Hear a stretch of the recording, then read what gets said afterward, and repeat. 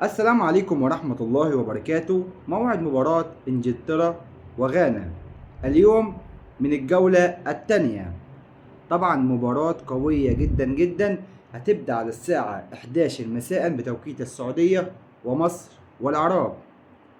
أما عن القنوات الناقلة لهذه المباراة فهي قناتين: قناة بي إن سبورت ماكس 2 وبي إن سبورت ماكس 4. دولت القناتين الناقلتين.